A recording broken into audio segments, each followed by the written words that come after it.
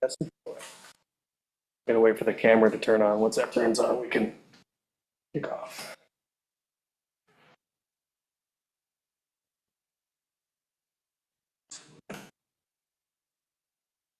They did an update for Zoom. That's good features, I guess.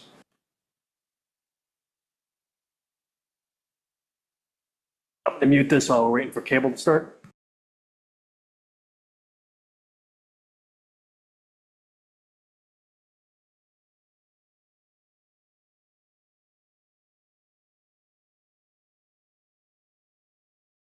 So I'm just gonna. There it goes. Okay. You're recording? All right. Yep. Excellent. All right. Good evening, Dayton. Welcome to the Town of Dayton Planning Board regular meeting and public hearing this Wednesday, April 15th, 2026. Please join me for the Pledge of Allegiance. Pledge allegiance To the flag of the United States of America and to the republic for which it stands, one nation, under God, indivisible, with liberty and justice for all. Thank you. All right, so as a reminder, this is a public hearing, a public meeting, being video and audio recorded for cable broadcast and also YouTube. The next meeting will be not April 15th, that's today, My apologies. May 6th? May 6th. Will be Wednesday, May 6th, 7 PM, same place. And at this time, we have to reorganize the board. Yes, we are. For step one, vice chairman steps down and declares all planning board seats vacant. Just step down and declare all planning board seats vacant. Okay? Master reset. Okay, so now all our seats are vacant. The seats we have to fill are chairman, vice chairman, and clerk. I make a motion that to those two remain where the way they are, the way they were. or the, I think you just have to say them by name, though. okay, I nominate Jeff Cavallo to chairman and Dan Higgins to vice chairman. And Chris Cunha. Chris Cunha to clerk. Okay. I will second that. Okay, nomination made and seconded. All in favor? Aye. Okay. I accept the chairman nomination, and Accept the vice chairman nomination. Chris still needs to be sworn in. So once he's sworn in at the next meeting, next week, for him accepting his nomination. Okay, thank you. Yes, sir. As part of the reorganization, are we going to talk about committee assignments? We can. Namely, stormwater, economic development, CPC. That's a lifetime appointment. I'm sorry, Dan.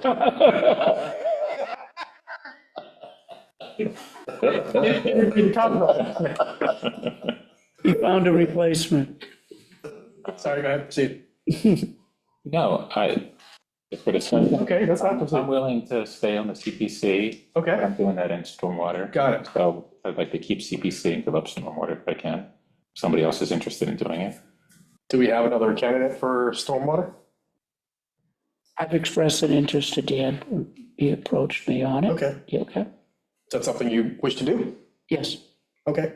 All right, so you'd like to remain on CPC and you would like to be on stormwater, so. That's correct. I'll make that motion to nominate Dan Higgins. Dan Higgins to CBC and Leonard Hull? Leonard Hall to Stormwater. stormwater. Do you want to be the alternate for stormwater? No, Okay. I'm going to step down as chair and second that nomination. Somebody want to make a motion? Well, second? second, and I second it, so. Oh, you seconded, so. All in favor? Aye. Aye. Good Lord. Congratulations. Thank you, gentlemen, for serving.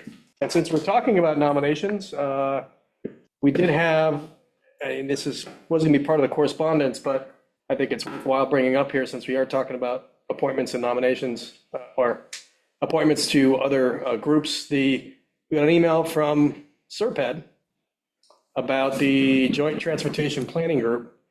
And they're looking for volunteers from the surrounding communities. It's a 27-member board made up of members of cities and towns in the Serpent area, southeastern Mass area. And you can serve on behalf of, just like we do for the Serpent commissioner, which is what I'm continuing to do. You can serve on behalf of the Board of Selectmen on that board. So I can forward this. I think you got this along with me, right, Carrie? Oh, you forwarded it to the entire board too. So you have an email from Carrie. If you decide you'd like to volunteer for that, just say it tonight, or we can just talk about it next time, or let Carrie know and we can put it on the agenda for next time. Was there a similar position last year? Or this is new? No, this was something that's always offered to us, I believe. We just don't usually pick it up. The last one, so I can double check. Yeah, it's probably been a while, because I know when I go to the Serpent Commissioner meetings, they do have a summary of what their JTPG was, Joint Transportation Planning Group, meeting minutes review. So this was that. They probably meet monthly, I would think. I don't know a whole lot about it. I did see this email, so I wanted to bring that up. So take a look at that email. If it's something that interests you, we can get one of us on that board, on that group. Okay? Anyone? Okay, all right. Thank you. So next item on the agenda is a public hearing for Trinity Solar LLC. So this time, can somebody make a motion to open the public hearing for Trinity Solar LLC, 1205 Briggs Street, map 8, lot 90, special permit and site plan review? I'll make that motion. Second. Made, seconded. All in favor? Aye. Aye. 4 ayes, all right. So I'm going to read legal notice into record. Legal notice, Dayton Planning Board, April 15, 2026 at 7 PM. Old Town Hall, lower level, 979 Somerset Ave, Dayton, Mass. 02715. In accordance with the provisions of Mass General Law, Chapter 40, Section 9, the Dayton Planning Board will conduct a public hearing on the special permit and site plan review petitions of Trinity Solar LLC, 2211 Allenwood Road, Wall, New Jersey, to install 24,000 and that can't be 24.6 megawatts, right? 24.6. 24.6 kilo, I thought it was Yeah. 24,600 kilowatts. 24.6. Like, that's not small scale. 24.6 kilowatt, small scale ground mounted solar PV system for property located at 1205 Britt Street, being shown as Assessor's Map 8, Lot 90 pursuant to sections 4600, 5300, and 5400 of the Town of Dayton zoning bylaws. Said property is located in a residential and agricultural district. Copies of this application may be reviewed in the planning board office during normal business hours or requested by email at keasterday@dayton-mass.gov. Any person wishing to be heard on the above application should appear at the time and place designated for the public hearing, which is this evening. So, we have, We have a property owner here. yes, I'm not sure what it's sold for. I don't know if that's who's on this call. That's in a butter. That's in a butter. So Okay, so I don't know if we need to, sir, do you want to, you wish to come up and present your project? Please state your name and address. You guys have it. Yeah, you have to state it for the record, though. What am I stating? Your name and address. Kevin Souza at 1205 Brick Street, Dayton, Okay, can you tell us what you've got going on here? putting in a ground mount solar system, Okay, and that's what the application is for. And that's pretty much it. short and sweet. I like that presentation. Okay, all right. Pretty much the pictures tell the story. Okay, so it's a 27.6 kilowatt, Yep. not megawatt, system you're putting in the backyard.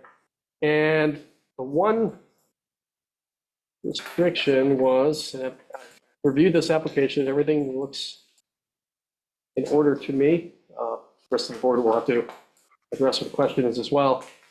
Your distance between the array and any structure on the abutting property needs to be 100 feet. Mhm. I think you're, for the most part, in accordance with that. Just want to double check real quick. Yeah, so small scale, ground mounted solar electric installation. All events shall be at least 100 feet from any dwelling on a parcel. So it's looking all around. I think you're off by 6 inches in one dimension. Yeah, I noticed that. But I think I understand why. Yeah, I'd like to understand why that. Because if you measure from the building, it's the 100 feet. If you measure from where the soffit is hanging over the edge of the building, I think you lose the 6 inches. That's the only thing I can figure.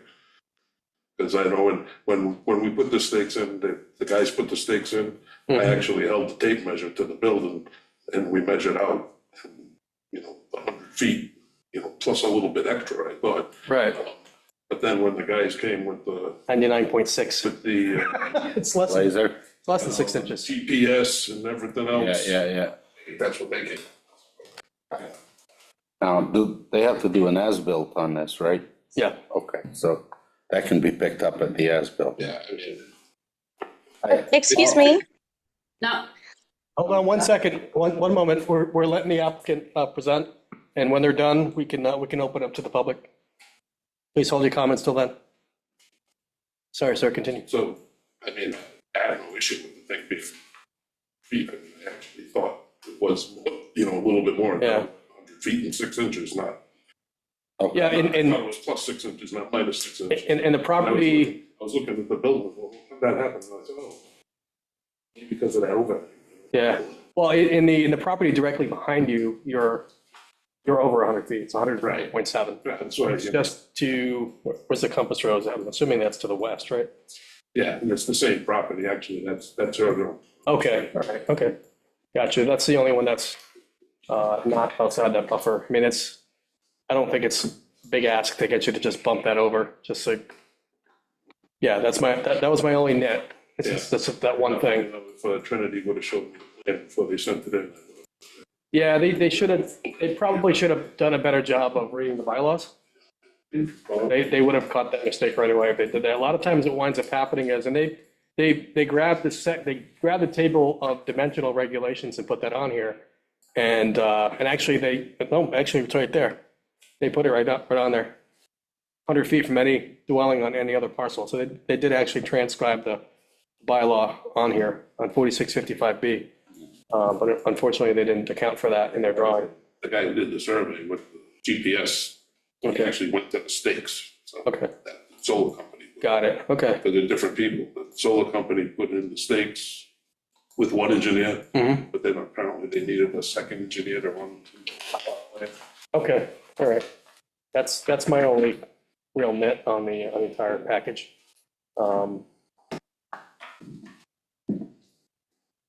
Members of the board, before we open it to public comment, do you have any questions for the applicant on this? This one looks pretty straightforward to me, but I want to hear, it sounded like the abutter had a concern, so I want so this, to bring it to them. before you do that, I have a couple things to read into the record. Please.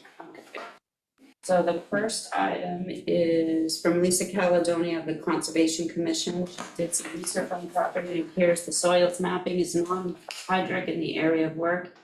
And at least for this portion of the lot, the area is also outside any flood zones and outside the riverfront to the Segregansett. Additionally, there are no mapped NHESP habitats or vernal pools, potential or certified.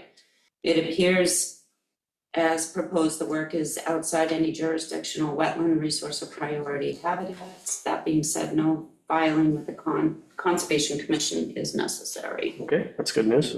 Okay. And I have, from the sewer department, there's no public sewer in the area. Okay. And then from Jerry Bernard from the Board of Health.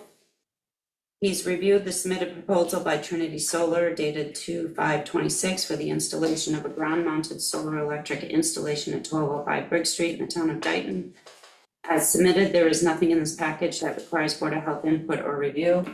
I would ask that the design engineer, Crossman Engineering, submit a site plan that shows any subsurface sewage disposal components, septic tank, leaching area, et cetera, private wells or municipal water services so that we can determine that there are no encroachments with the proposed solar array location.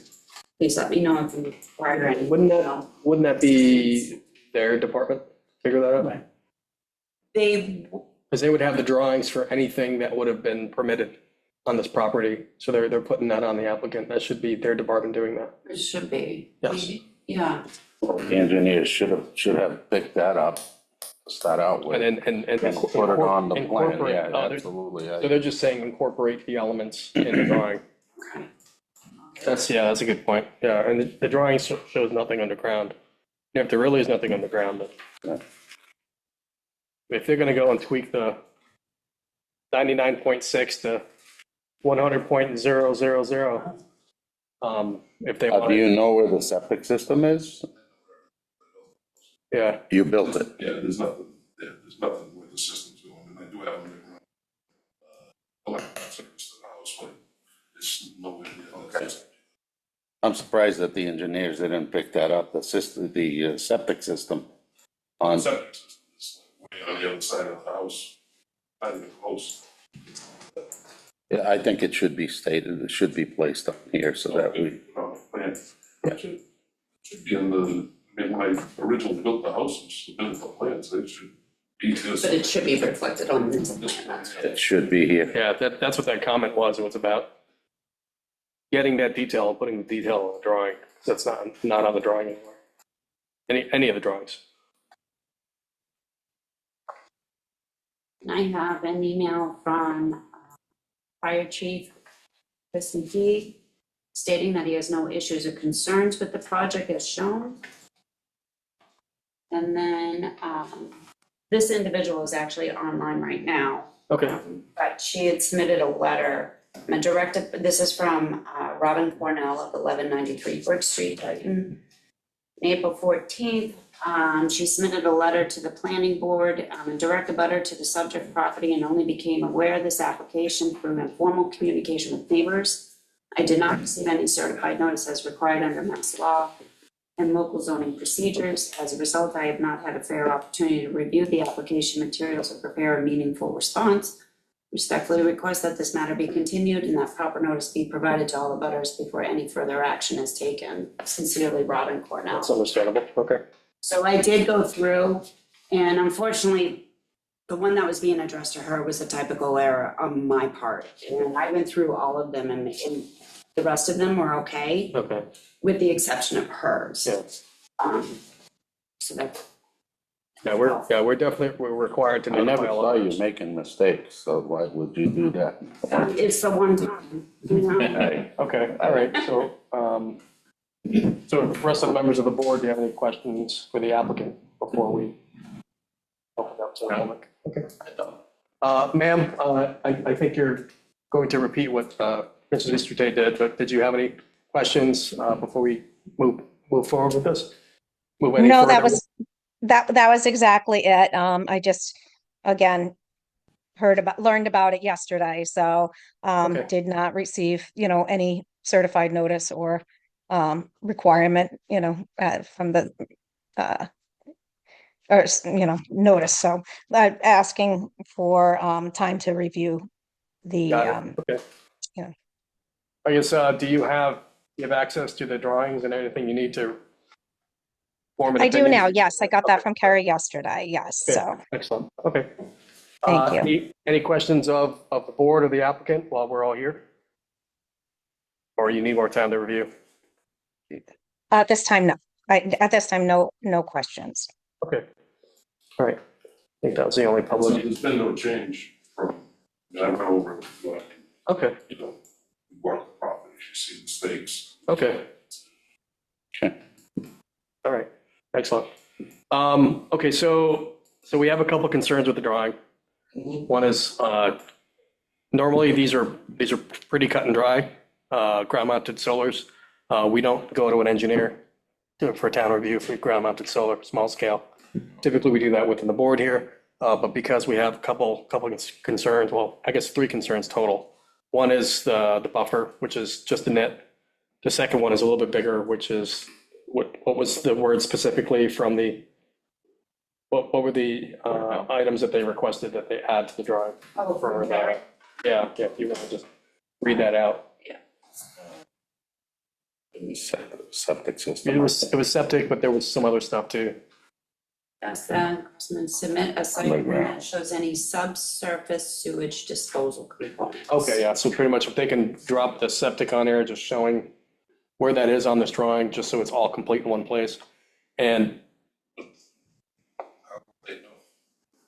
How will they know? How long ago did you build how long ago did you build a house? 35 years? Well, and you're gonna have to most likely show them where it is so that they can put it on here. Because 30 some odd years ago, there was no, wasn't required to have an as-built. Maybe not an as-built, but I should have had some, which is pretty much. yeah, so they can either get it from there, or I don't know if they'll have something in with the town, Board of Health might have. Because those would have been submitted to the Board of Health, I presume they have access to them still. I presume to. Yeah, all right, so, and then also we want to give the abutter additional time to review. So all of that, you think May 6th will be ample time to address all of that? Try, all right. Okay, so someone want to make a motion to continue this public hearing to, we got space on the May 6th agenda? So you have the zoning bylaws, the road acceptance for Muddy Cove Lane, Okay, and then we have the continuance of Mr. Roderick's Heart's Memory subdivision. okay, we're hoping to hear back from the engineer. Yeah, I haven't heard back yet. I was gonna touch base with him Okay. tomorrow. Okay. All right, add to the party. Going to make a motion to approve, a motion to continue this public hearing until Wednesday, May 6th. So moved. I second. Motion made, seconded. All in favor? Aye. Aye. All right. And, it was, they noticed, I'm gonna email the company of what's required. I don't think I have your email on file, so if you wanna just go write it down on paper over there. Excuse me, I'll be happy to include you. Oh, we got a, okay.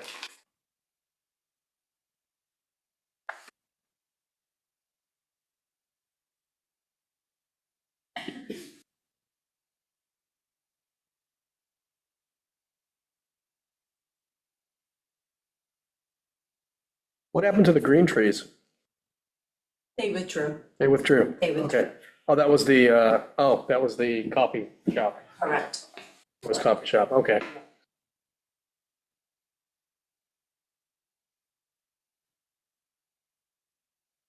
so, Thank you. Have a good night. Thank you. All right, next item on the agenda is the Serped draft 2026 housing production plan. So the entire draft housing production plan, to include all of the very colorful surveys, are provided in the packet here. I don't know if we want to go through this, but what I did was I did a read through and I assembled just an assessment of the report itself. And that's what you and Chris reviewed. And I sent it up to Ralph and to Leanne to provide to the board of selectmen. And you've got that as well, Lenny, in your inbox. Is it I assume that's a good email address, the iCloud one? For now. For now, Yes. okay. That got sent out, so you'll have that to look at. Pretty much just went through, looked at the sections. I had some concerns about the sample size, the surveyors, the surveyees, I guess you'd call them. We have a town of 8,000 people. I think we figure 3,000 would be 2,200 homes or somewhere in there. 2,200 homes, so I think they only had like 200 people surveyed. So I don't think it was I don't think it was, I don't think they got enough inputs. And so a lot of what I said was really some concerns about how the results were portrayed. It's kind of hard to have actionable results on a survey where half of the people say one thing and the other half of the people say exactly the opposite. And then they don't make any sense. Yes, I did have an opportunity to review it. okay. Frustrating part that based on that survey, there was no clear-cut direction as to where the town should go because of the factors that you just mentioned. Yeah. And the conclusion was you should get more public input, which is a little frustrating. But, And not enforceable. and not enforceable. I mean, what if we don't get it? What happens? Right, but you know, the task was have an HPP. We have an HPP. That's the ask. I think what can happen is, and you know, I assembled some feedback. Hopefully somebody on Board of Selectmen will review that. They did give some recommendations on how you can better do outreach and because it winds up being, it reminds me of the time that I went down to Bristol and they gave a presentation on the Bristol bike path, right? And they spent 20 years letting the public know that the Bristol bike path wasn't going to be the crime highway, right? Because what happened was when they started talking about putting in a bike path in Bristol, I mean, you look at it today, you're like, it's the most amazing thing. It's wonderful. You go down there, it increased the values of the homes and everybody sees it as beneficial, right? That is not what they thought when they were thinking about putting it together. They thought, oh my gosh, you're putting a bike path in my backyard. People are going to break into my home. They're going to be stealing my TV. All of these false opinions on what this would do to their town. This is no different. Everybody sees affordable housing and 40B as something really, really bad. And I get it because there is a negative connotation to it. But at the same time, because if you read these surveys, it's very obvious that a large majority of the people in town, greater than 50%, probably 60 or 70%, think it will reduce housing value, it will be a detriment to the town, all these negative opinions. And the one big takeaway I can say from the housing production plan from SERPED was that they said, we need to reach out for some professional assistance to figure out how we can help inform people better so they can have a better informed decision aside from, so they're not forming an opinion with bad information, because that's what's happening. Yes, if not properly managed. Well, one thing I will say, and I've said it before and when we met separately, was if we do nothing, it will get done to us, right? So we don't have a choice. Because it's a state mandated requirement, we need to allow a percentage of homes, I think 300, right? 300 units and we're at 160. So we're better than 50% right now. I think we're required, based on the population of the town of Dayton, to have 300 units by X year. I forget the year. It's all laid out. We're at 160. So we're doing better than most, but we're still not there, Right. right? But the problem is, in order to get there, we have so much time to do it. And if we don't make a plan and properly prepare and do things like have a mill overlay for options or do things, they propose really good ideas. Hey, there's potentially unused property over on Lincoln Street. It's right in the report. Or properties that can be converted to this. There's unused municipal buildings like the old police department. I know we're doing something else with it right now, but that was one idea they threw out.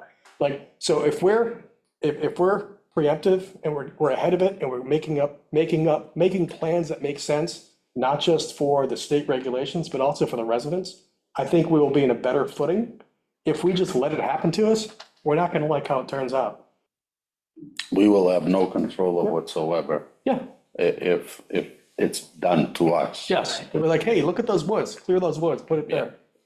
And I think the proposal for the reestablishment of the 40B committee will help in getting the word out and help to organize a plan. We have to win hearts and minds. Mr. Chairman, can I weigh in? Yes, sir. Okay, thank you. Jonathan Gale, 22 Waterford Circle, Dayton. And as an FYI, you may or may not be aware so far, I did first of all approach the Board of Selectmen last meeting with the concept of reinstituting the 40B/Fair Housing Committee and that is with the blessing of the monitoring agents, DCHD as well, and HUD, for the exact reasons that you're talking about right now. So what I was asked to do, they took it under advisement. I was asked to come back and give them an overview of what the committee would look like, which includes members of different boards, including yours, as having a seat at the table as part of the committee. So that's one component, but along the lines of what you were saying, a lot of what needs to be done is the educational process of what 40B or fair housing development does for the community, whether it's single-family homes, whether it's looking at seniors housing in the town and ways to increase seniors housing, disability housing, et cetera, et cetera. So it also allows us to work directly with the developers so that we can look at small footprints, which is one of the things that we've been looking at open space. And I think that when we look at the zoning bylaw plan as well, it discusses small footprints. So that we're looking at potentially at working with developers, which is the new direction they want to go now for smaller footprints, where you're going to bring in 16, 20, 24, 28 units total, not just, with 25% affordable in a smaller space. Could be townhouses, could be small single-family ranch homes to keep older residents in the community as well, so that we're not having so many people age out of Dayton. So that's one of the educational components that we really want to look at and have people understand what 40B development does and what low-/moderate income does for the community. Again, a lot of education there. The other side of this is my concern in looking at some of the way this was put together already is where some of the information and the numbers came from. I was heavily involved in putting together the previous plan back in 2018, 2019. And if anything, my concern is where some of the current numbers are coming from, because we haven't done anything to increase our affordable numbers in the past several years. We haven't had any new development come in. We finished a few developments, and I think that increased a few more homes. But if anything, with all of the other homes that we've built in the town and other developments that have been built in the town, our numbers should on paper be going down. So I'm wondering how they got the figures where they came from, and I think that they're using some old numbers for some of those figures to get to that 10% threshold. The other side of it, last but not least, is there is a lot of dollars available through the Commonwealth right now. There are a lot of dollars, for different types of affordable building in the community, for sustainable relationships to keep seniors in the community again, and for younger families coming in and starting out. And that's a push where the state is putting a lot of money into right now. Until this plan is completed and we have a fair housing committee again, we're really behind the 8 ball. A lot of other communities are already tapping into these resources. And I think we have a lot of work to do, but I think we can get it done. Okay, that's all. I think one of the reasons why we can never reach that the way it's been going, this is strictly my opinion, is that every time we have a 40B come in, we do, I think it's 25% of that, it has to be affordable. Okay, but in the meantime, I'm gonna just take 10 houses, go up, so 2.5 of those has to be affordable, but we've added 7.5 to the picture, so it's almost balancing itself up, and it never goes down on the percentage that is affordable, which is what they're looking for. Did I make any sense? Developers who are actually building those types of developments. So when you have another developer, for example, somebody building 150 houses that are not through the affordable program, those numbers are going one way, but there's no other affordables being built to take you closer. You're going, every time you do that, even look at Hunter's Hill, you're going further away from that number because none of those are designed for affordable through that program. Remember, not every developer builds affordable units. And right now, the developer footprint, for the most part, is to build not only smaller units, but to do smaller footprints within them.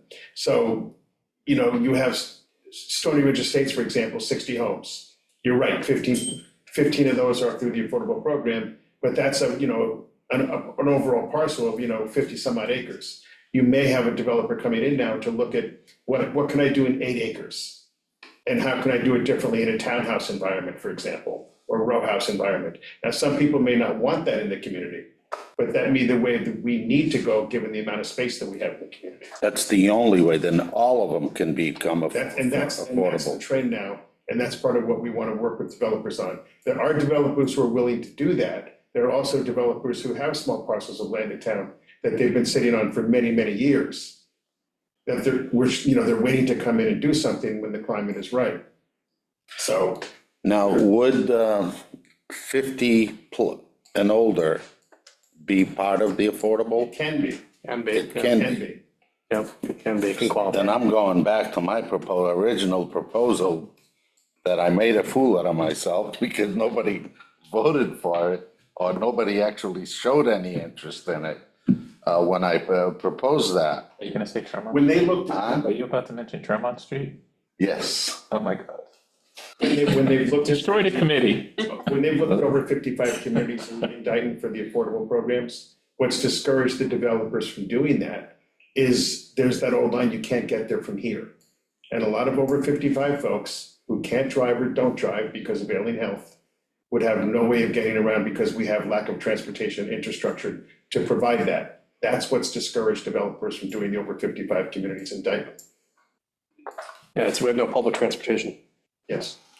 I don't think that should be a problem because that, depending on how many units go in, I'm sure any bus company or whatever would be willing to jump in. Transit authorities, the RTAs are not willing to make the investment.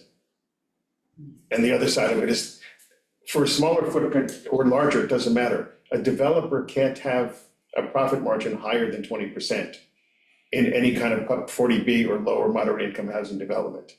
So they have to come in under that 20% threshold.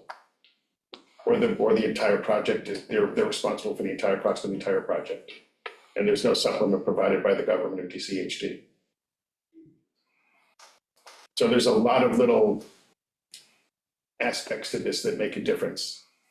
And I think a lot of it is educating the public correctly, Mhm. you know, so that people can make whether they agree or disagree. What they need to be able to do is understand what it does and what it doesn't do to make informed, responsible decisions. Yeah, right now there's flawed presuppositions and Yes. you can read it in the survey responses and Yep.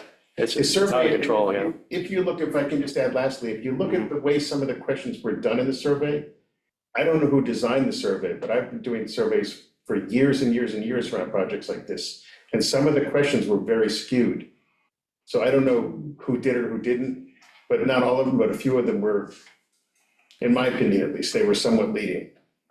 Well, I'm just looking at the open responses, Yeah, no, I understand. which are a I little more, remember taking the survey. and a little bit more colorful. So are, Yeah. for tonight, Right. are options to approve this as is? Or is it to I don't give feedback to understand. say Well, I provided, more work is needed? Or, in others, we will not approve it until Serpent looks at it again, or with? no, my write-up didn't ask them to redo the No, survey. I know that. It's Yeah. like, what are our choices for this evening? I don't know that we have, is there action required on this? There is an action, so ultimately, the planning board has to accept it. Yeah, And then it goes to the selectmen for them to accept it. got it. I mean, I don't think there's anything we can do with it at this point. You know, there's, unless they're gonna redo the whole thing, which they're not going to, because they were funded to put this together, execute the survey and gather the inputs, which they've done. I have concerns, and I think, I have concerns with how it was done, but I don't think there'd be anything learned by redoing it, because I think the one thing that was very obvious when you look at the survey, especially the open responses, is that we need to go on an education campaign. And you're not gonna do that with this. Right. But that's my biggest takeaway, is this made it brutally obvious that there's more work that needs to be done with getting the word out on understanding what this means and what it could and could not mean for the town of Dayton. And so if we want to take this and say that's the value I see here, so I have no issue with accepting this as is. And the thing that I already provided to the Board of Selectmen and to Ralph it doesn't change that. But if we accept it as is, what does that mean? Nothing. It's not actionable. Right, well, what happens is then it goes and gets approved by, not approved, but accepted by, Selectmen, the selectmen, and then one of the state agencies. DCHD has to Thank approve you. it after that. Okay. So it will go from the selectmen to DCHD for review and approval. And I think to tap into any of these other resources, we have to have an HPP. Yeah, the other side of it, again, Mr. Chairman, I somewhat agree with you in that I've only had a few hours to listen to it. But the bottom line is, it's overdue, but it's also not gonna change what needs to be done. Correct, it's not.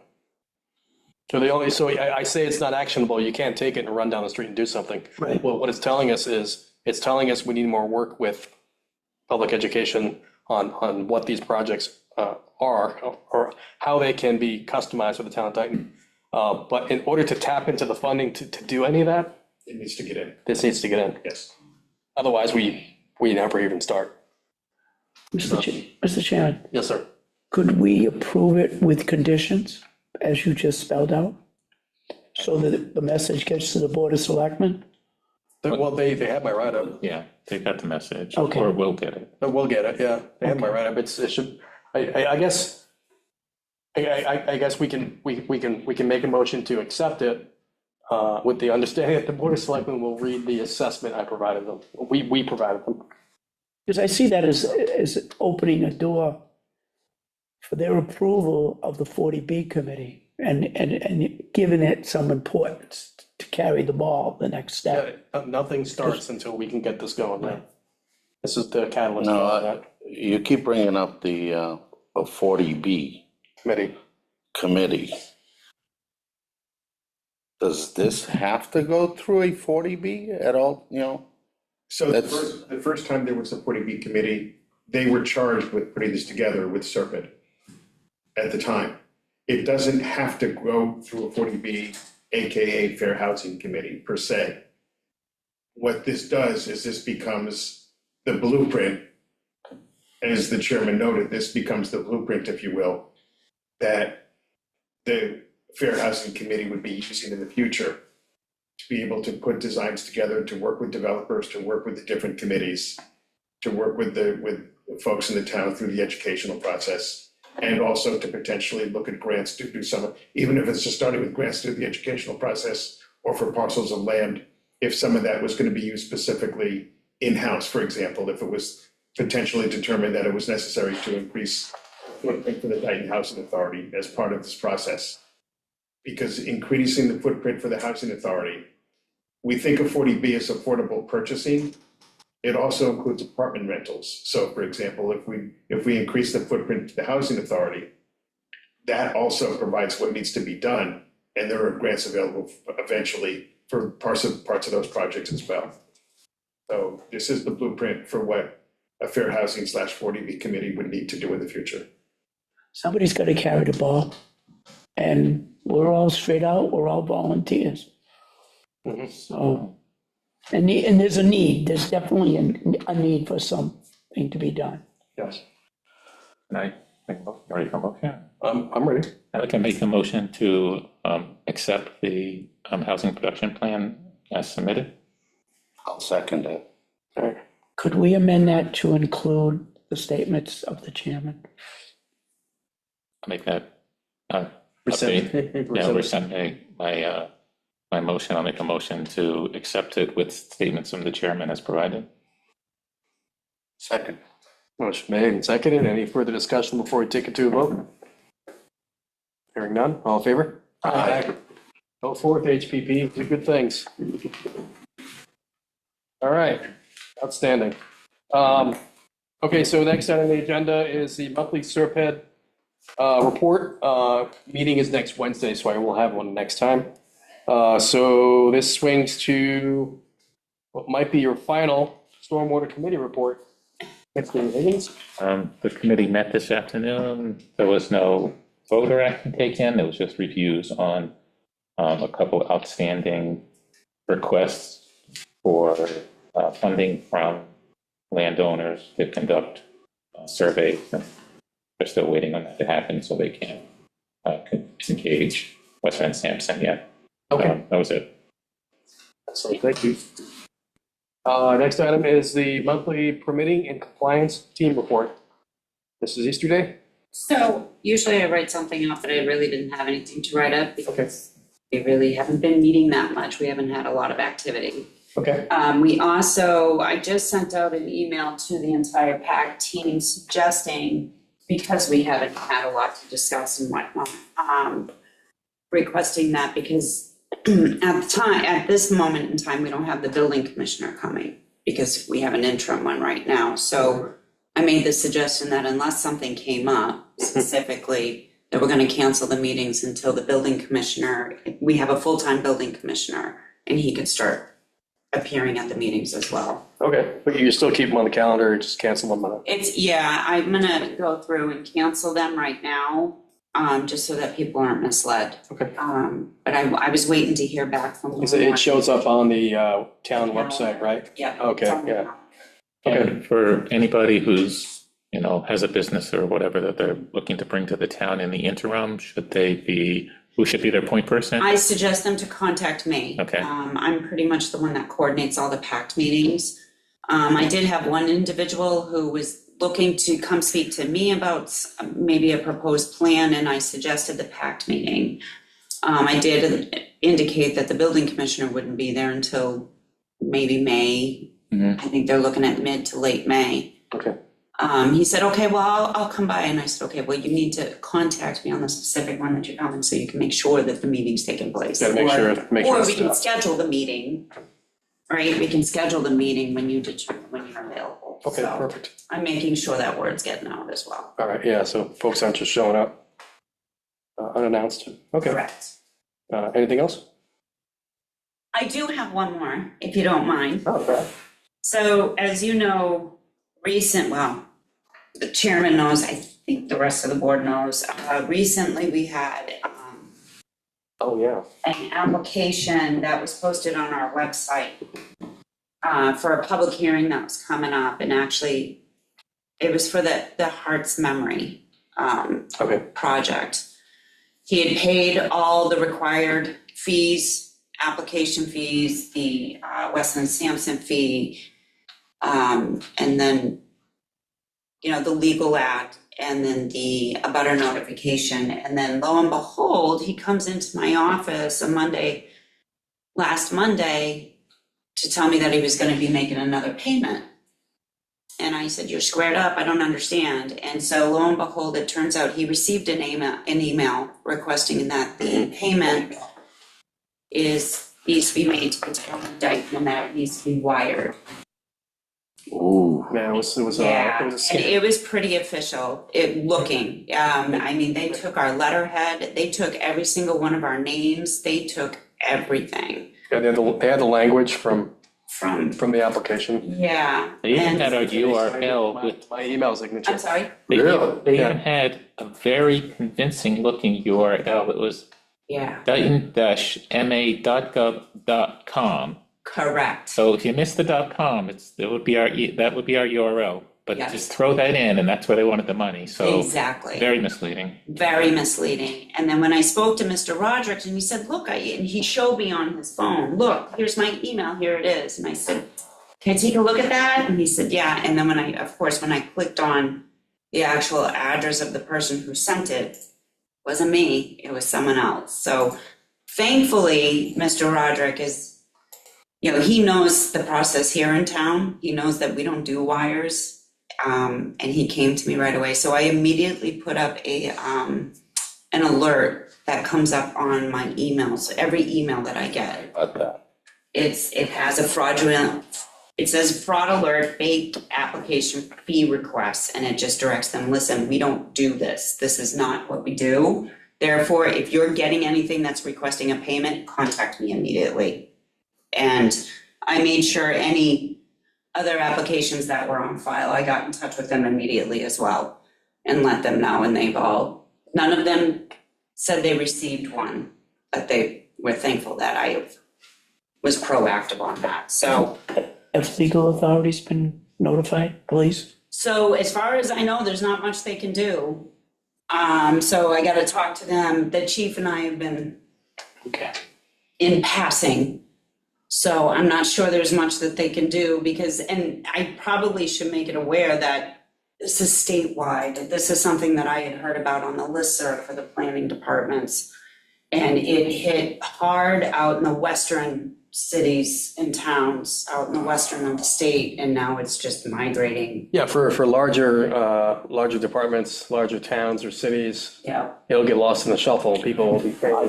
I don't know what happened in Taunton, but they had some serious, I think they had something very similar in that, someone got the information, started making. they got hacked really, really bad They from did. from what I Yeah. understand. I don't know whether it's you or with the selectman's office, but I do appreciate whoever's been posting it to Facebook repeatedly about the Yes. scams to Yeah. make people aware, so. I Thank did you. ask Leanne to do that, Okay. on the behalf too, because I was really concerned about that. We're trying to get the word out. Yeah. Yep, so. Yeah, I read that email. I'm like, oh, look at that. They got my signature on it too. They too, It came and from- they had his It signature came from on Jeff it. Cavallo. Like, oh my goodness, that's not good. It was the wrong email address, like you said. It was Yeah, some Yeah. butchered.com thing, but yeah. But everything else looked right. You look at it quick, you're like, oh, that's not real. that's not, yeah, so, Very convincing. Right. that is all.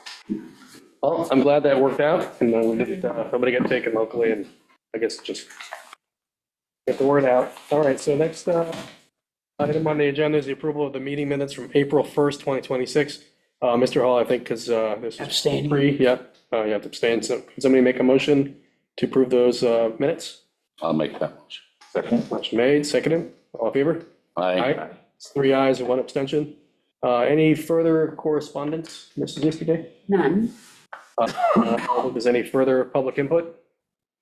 Nothing, Mr. Gill? No, all right, somebody make a motion to adjourn. I'll make that motion too. Second. All in favor? Aye. Good night, Titan.